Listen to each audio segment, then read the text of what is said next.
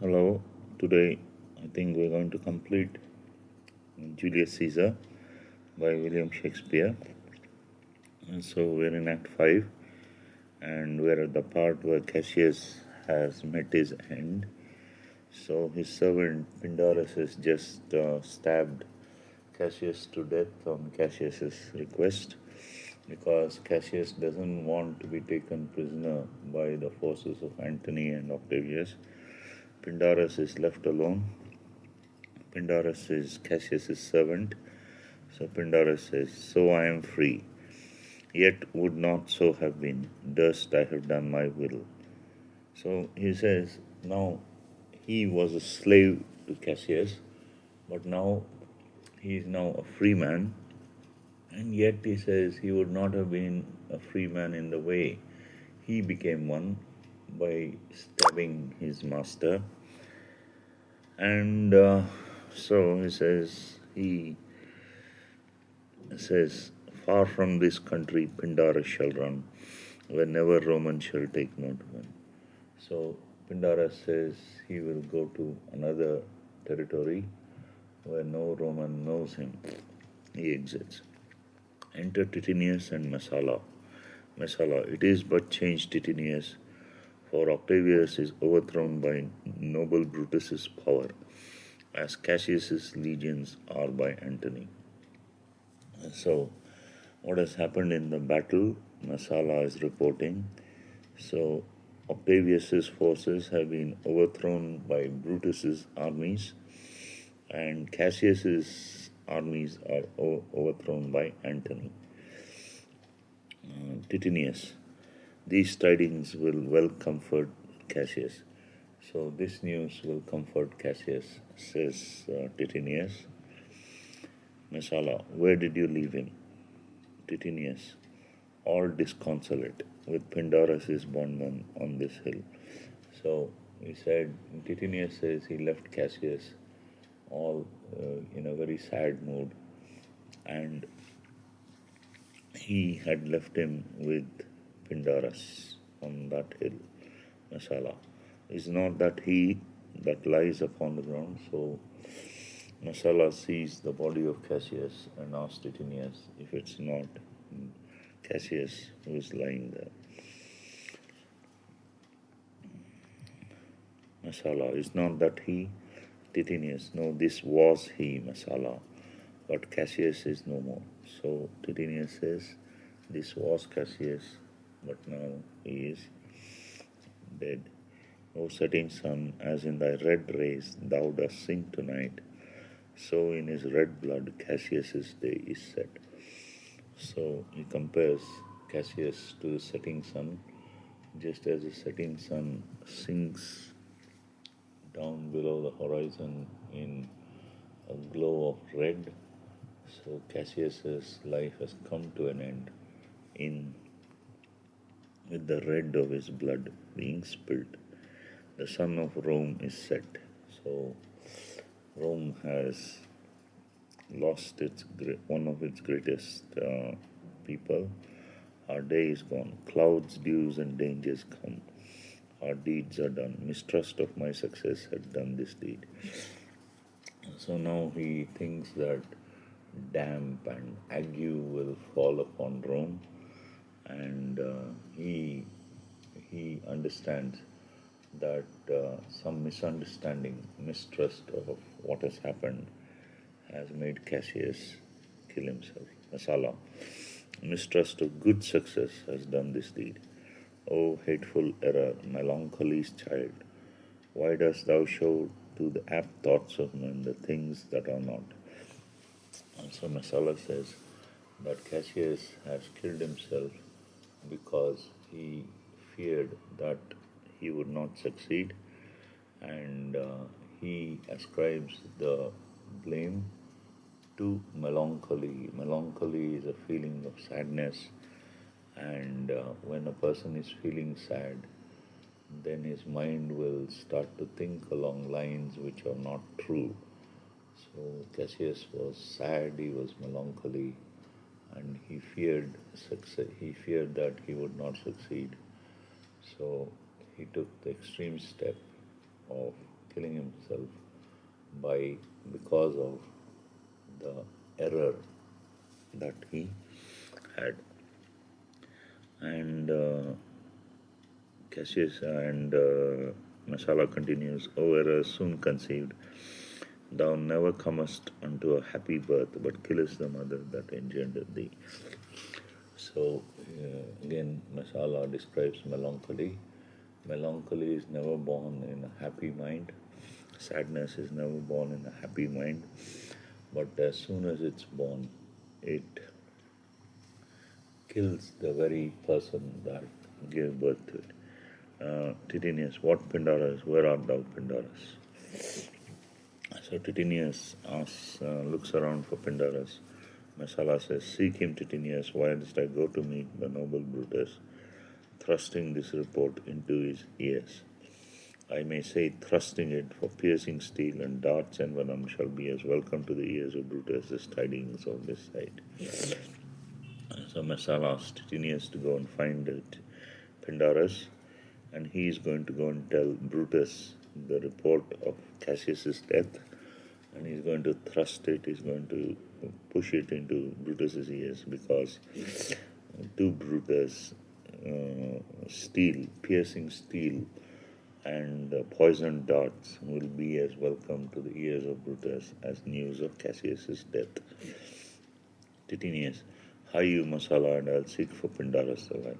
So Titinius says, Go to see Brutus, Masala, and he will seek Pindarus. Masala exits. Why didst thou send me forth, brave Cassius? Did I not meet thy friends, and did not they put on my brows this wreath of victory, and bid me give it thee? So Titinius says that what has happened, in fact, is that Cassius's own soldiers have chased Titinius, and they placed a wreath of victory because their armies have won the battle. And they placed the wreath, and the soldiers had told Titinius to give the wreath to Cassius. But what Pindarus actually saw from the hill was that Titinius was chased by some soldiers. He was overtaken by those soldiers, and he jumped down, and he misinterpreted that scene. What had actually happened was that the soldiers who were chasing Titinius were the victorious soldiers of Cassius, and they wanted to convey the news of their victory to Cassius through Titinius. Alas, thou hast misconstrued everything. So he has misunderstood, Cassius has misunderstood everything. But hold thee, take this garland on thy brow. So he lays the garland, he lays the wreath on Cassius's brow, laying the garland on Cassius's brow. Thy Brutus bid me give it thee. So Brutus himself has told Titinius to give the garland of victory to Cassius, and I will do his bidding. And you, Brutus, come apace and see how I regarded Caius Cassius. By your leave, gods, this is a Roman spot. Calm Cassius's soul and find Titinius' heart. He dies on Cassius's soul. So Titinius cannot bear the death of Cassius. So he shows his regard for Caius Cassius by stabbing himself to death with Cassius's sword, and he dies. Alarum. Alarum. Enter Brutus, Masala, young Cato, Strato, Voluminus, Lucilius, Libio, and Flavius. Brutus. Where Masala doth his body lie? So Brutus comes to see the body of Cassius, lo yonder, and Titinius mourning it. Titinius seems to be crying over Cassius, but actually it is Titinius' body that has fallen over Cassius. Titinius' face is upward. He is slain.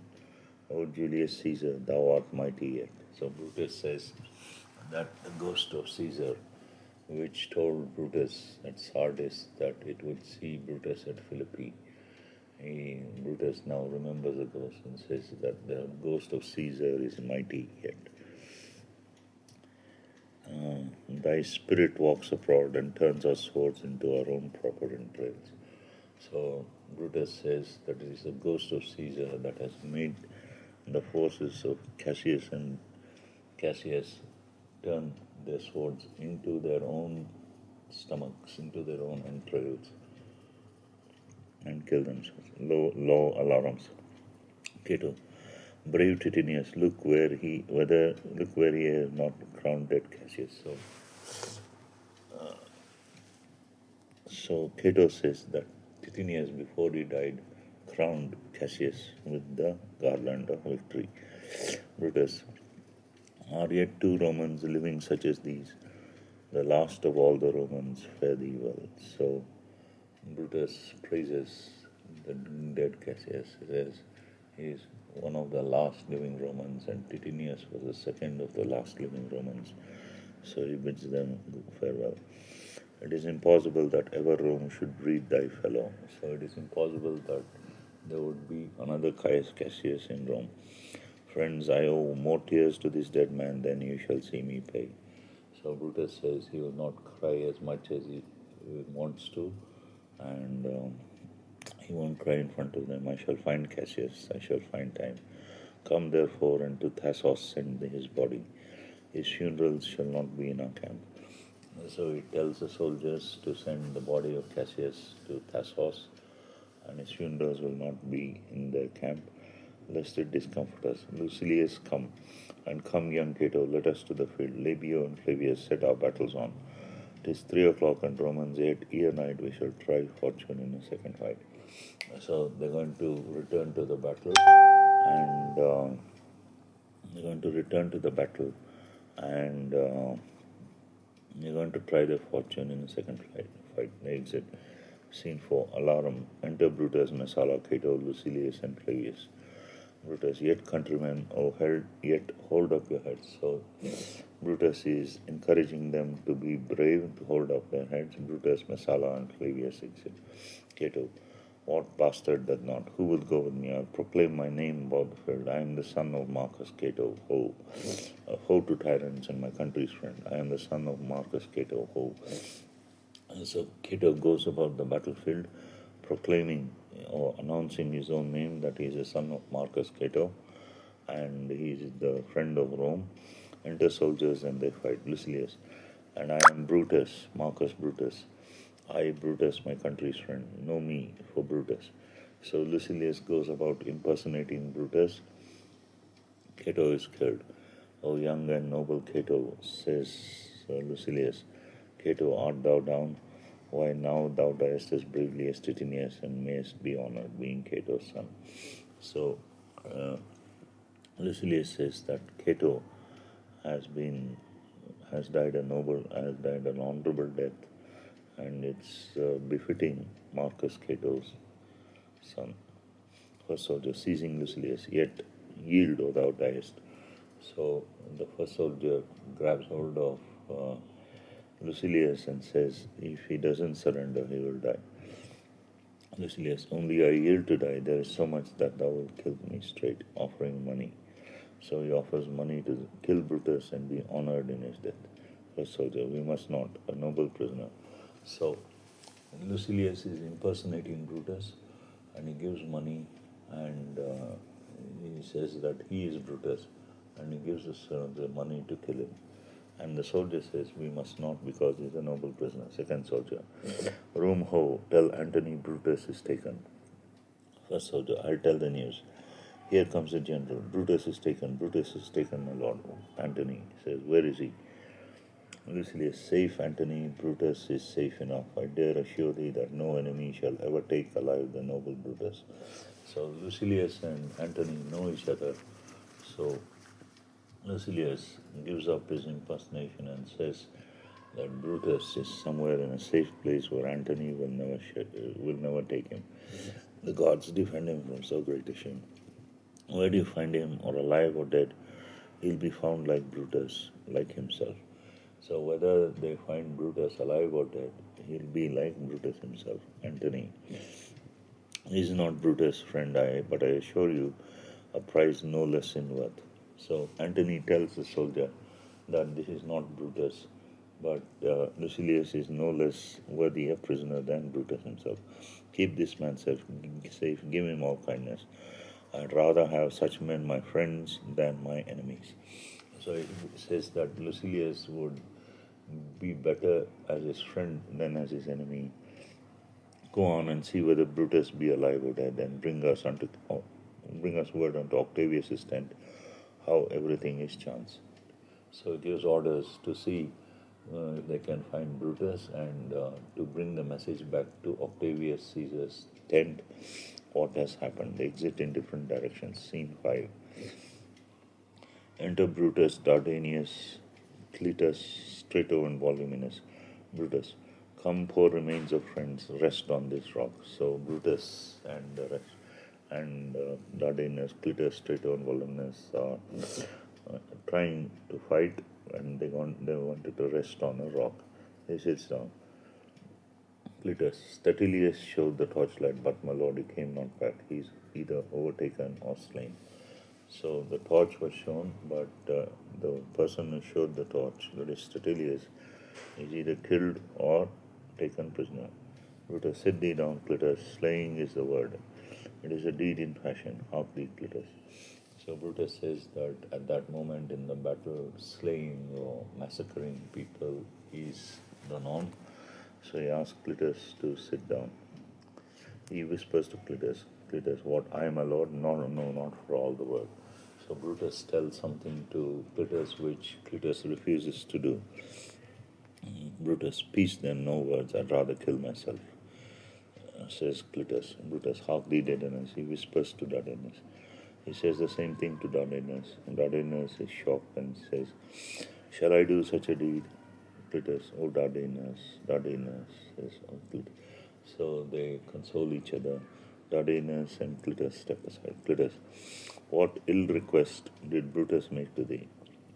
Dardanus says, to kill him, Cletus. Look, he meditates.